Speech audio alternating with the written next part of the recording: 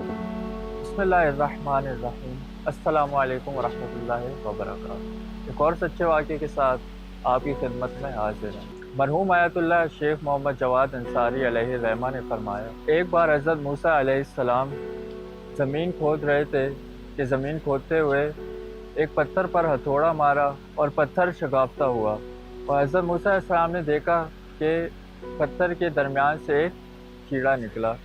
तो हज़रत मूसा अलैहिस्सलाम ने बारगाह खालिक में अर्ज़ किया, मैं जानना चाहता हूँ कि पत्थर के वसत में और ज़मीन की तारीकी में इस कीड़े को क्यों खल्क़ किया गया।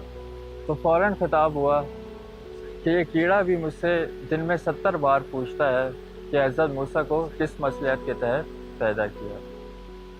लिहाजा हमें इस वाक़े से ये दर्स मिलता है कि खुदा के काम में कोई ना कोई मसलहत और कोई ना कोई हिकमत छुपी हुई होती है। अस्सलामु अलैकुम वरहमतुल्लाहि वबरकातुहू।